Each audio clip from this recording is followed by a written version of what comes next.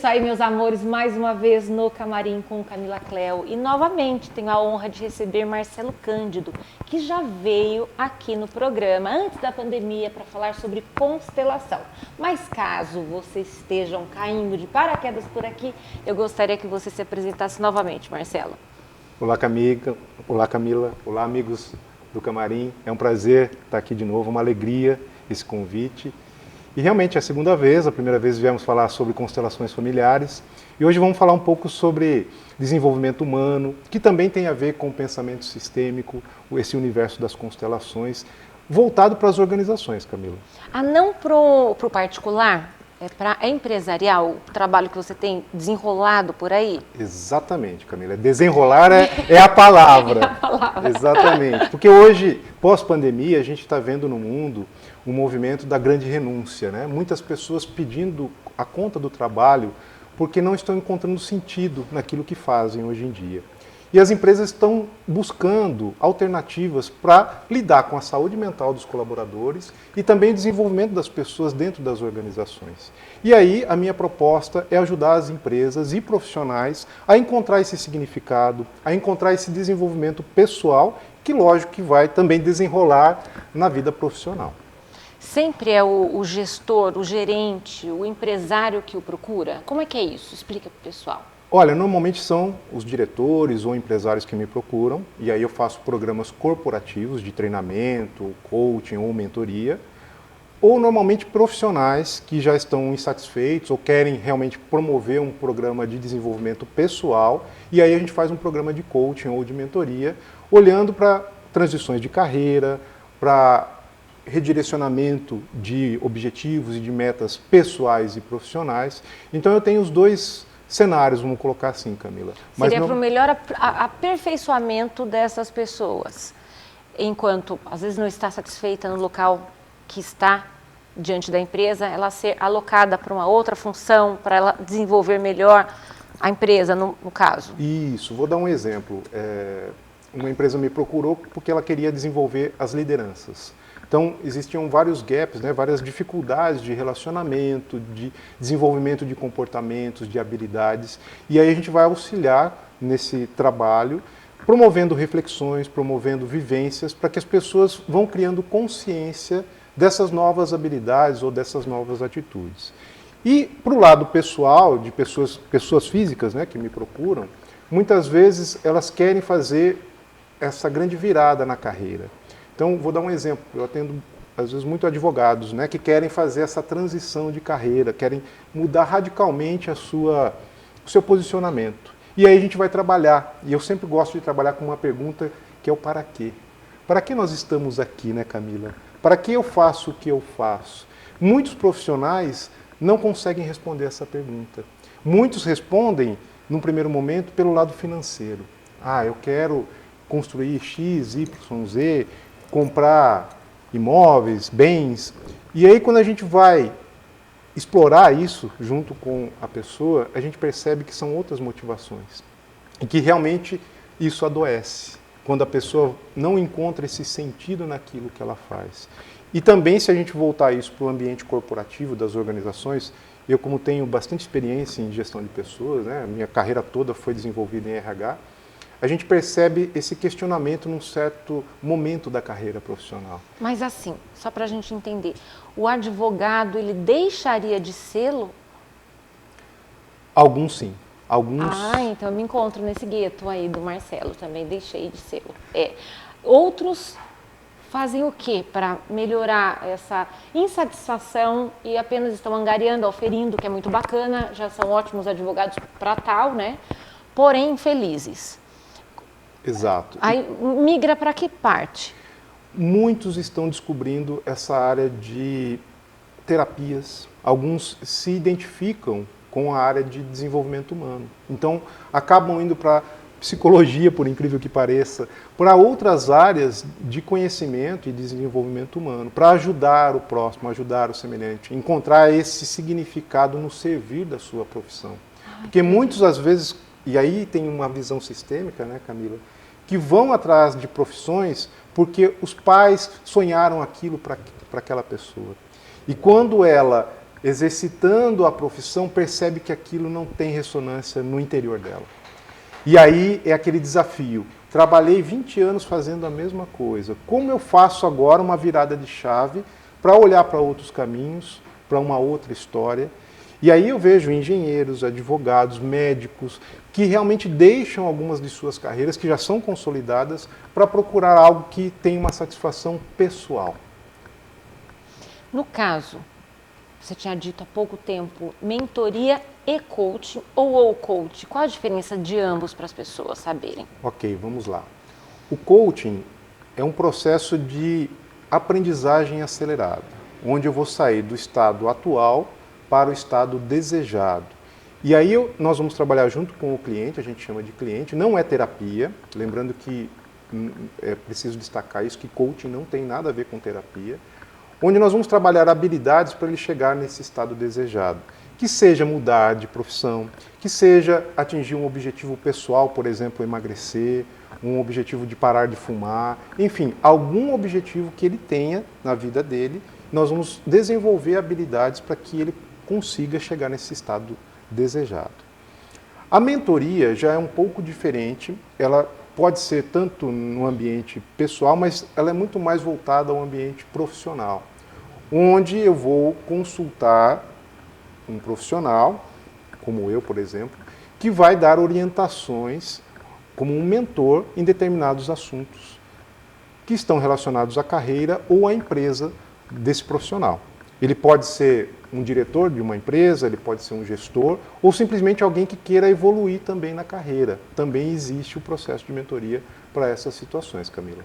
Muito bacana. Ou então, de repente, como eu havia dito, não é ele, por exemplo, eu sou uma funcionária de uma empresa, eu não vou procurá-lo, é o meu patrão, meu diretor, ou algo assim que o valha. Sim. E vai fazer comigo e com todo o pessoal do meu setor. Exato. Aí entram os programas de desenvolvimento, que normalmente as empresas adquirem esse programa, que tem uma carga horária, só que aí é um programa voltado para todos.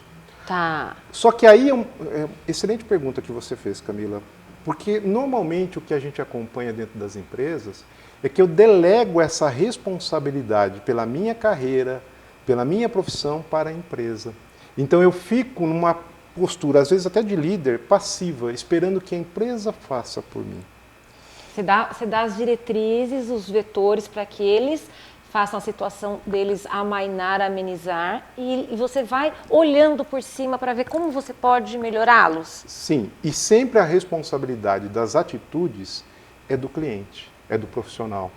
Porque um erro muito comum que muitos clientes procuram a gente, eles vêm atrás da nossa solução como se eu tivesse que fazer por ele. E essa é a primeira coisa que eu explico. Eu não vou fazer por você. É você que vai assumir a sua responsabilidade sobre as suas decisões, que todas terão custos e benefícios. Então tudo aquilo que a gente escolhe na nossa vida, né, Camila, tem consequências. Algumas a gente ganha e outras a gente perde. Mesmo porque a gente não te convira em casa, né? De repente a situação está desta maneira por atos de A, aí refletem em B, que refletem em C, em D, e aí ficou ruim a situação de todos, né? Como é que o profissional vai mudar a atitude de A em relação a B e, consequentemente, em relação a C? Não é assim, não é? Sim, exatamente. Porque a gente precisa trabalhar nas lideranças, nos profissionais, né, dentro dos ambientes organizacionais, o princípio da autorresponsabilidade. A partir do momento que eu assumo essa responsabilidade pelas ações que eu tenho ou pelas omissões que eu também tenho, as coisas se facilitam. E também acreditar que eu não consigo mudar o outro. Eu posso aconselhar, eu posso fazer um processo de mentoria ou de coaching, mas a decisão final sempre será do outro, coisa que eu não tenho controle. Só que as pessoas, e isso é uma necessidade do ser humano, é de controle. A gente quer dominar situações, a gente quer dominar pessoas, e a gente viu na pandemia recentemente que nada estava sob o nosso controle. O que nós temos sob o nosso controle são as nossas emoções e como lidamos com elas, né, Camila? No sentido assim, estou sentindo raiva, o que eu vou fazer com essa raiva? Estou insatisfeito, o que eu vou fazer com essa insatisfação? Isso tem um certo controle. E aí os processos de mentoria, de coaching, ou mesmo até uma terapia, podem ajudar bastante os profissionais ou as pessoas que desejam se desenvolver. Tá. E se um lá, aquele que está vendo que ele precisa mudar, senão ele vai ser mandado embora, o patrão dele está descontente, já chamou o Marcelo para dar uma olhada em tudo isso, ele faz a parte dele e o outro não reconhece, vai continuar o caos. Exato. Como é que faz? Aí temos duas opções. Ou ele tem um diálogo aberto com a empresa e negocia essa insatisfação e desafia a empresa também a dar uma oportunidade para que ele possa se desenvolver, possa crescer, ou realmente ele escolhe a decisão de se retirar daquele local. Porque às vezes naquele ambiente ele já não vê mais possibilidade de crescimento, ele já entrou num certo nível de conflitos que não tem às vezes um caminho muito favorável, vamos colocar assim, Camila. Então eu sempre oriento as pessoas de que maneira? Há possibilidade de diálogo dentro da organização para que você tenha essas possibilidades? Sim. Ok, então se você tem, vai negociar, vai conversar, coloca as cartas na mesa. Agora, se realmente é um ambiente fechado, onde não há essa possibilidade, aí vem a autorresponsabilidade. Eu não vou ficar esperando um milagre, eu vou decidir, vou fazer meu currículo, vou fazer um processo de coaching, enfim, eu vou fazer essa transição para um ambiente onde eu me sinta feliz. E é isso que a gente tem visto nessa grande renúncia, como eu te falei, né? Recentemente, nos Estados Unidos, tem estudos que 4 milhões de pessoas por mês têm pedido as demissões, têm pedido demissão do trabalho. E esse movimento, de certa maneira, já chegou no Brasil também, que é essa busca de sentido, de significado no trabalho. São dois vórtices, né? A busca de sentido, de significado e por estar em meio, ou por estar em meio a pessoas nocivas, que você carrega todo esse peso, leva para o ambiente familiar, enfim, né? O inferno instalado na Terra. Se adoece não só mentalmente, como fisicamente, não é, Marcelo? Exatamente. E você falou uma coisa muito interessante, Camila, que eu lembro agora de Bert Hellinger, né, pensando agora no pensamento sistêmico, ele tem uma frase que diz assim: os problemas não resolvidos na família de origem acabam desembocando nas organizações. Então, muitas vezes, aquele pai punitivo que me criou dessa maneira, me punindo, tolhindo, né, as minhas asas, as minhas iniciativas, quando eu me deparo com alguém parecido dentro de uma organização, inconscientemente eu me conecto com aquilo. E às vezes eu não desempenho um bom trabalho por conta disso. Isso não é uma regra, tá, Camila? Mas é interessante a gente notar que isso acontece em muitas empresas, onde 90% das organizações do Brasil, segundo dados do Sebrae, são empresas familiares. Então, esse contexto familiar e profissional, ele está totalmente interligado. E aí, o balaio de gato está feito, né? Vem os contextos familiares, vem os contextos organizacionais, e aí a receita para explodir é muito grande. É, exatamente. De repente, um irmão acha que o outro está tirando dele sem ele saber, está fazendo um caixa dois. Existe, eu conheço tantos casos assim. Aí mina a própria família, mina quem não está nesse sistema empresarial de ambos ou de 3 sócios, primos, irmãos, e aí o melhor seria que constituísse uma sociedade de pessoas completamente desconhecidas, né, Marcelo? Exato. E aí entra também esse processo de mentoria ou de coaching, que a empresa às vezes cresceu tanto e ainda fica na gestão familiar, e não criticando a gestão familiar, porque muitos conseguiram construir grandes organizações. Mas tem um momento de profissionalizar, de delegar isso para um gestor, para um comitê de administração. E o que a gente percebe nos atendimentos de constelação organizacional, por exemplo, é que esses problemas não resolvidos no topo da organização, entre os irmãos, entre os primos, enfim, entre os parentes que tomam conta da empresa, eles vão permeando toda a organização. Então aí os líderes lá embaixo começam a brigar, os colaboradores lá no chão da fábrica começam a ter conflito, porque inconscientemente estão conectados a essa disputa. Então imagina que vira vários clãs dentro da empresa. Quem simpatiza com um, está brigando com quem simpatiza com o outro. Exatamente. Nada harmônico. E claro que uma coisa não harmônica não irá para frente, um dia explodirá mesmo. E por falar em liderança, no próximo bloco, Marcelo nos contará um pouquinho mais sobre isso. Pode ser, Marcelo? Claro, vamos lá. Daqui a pouco.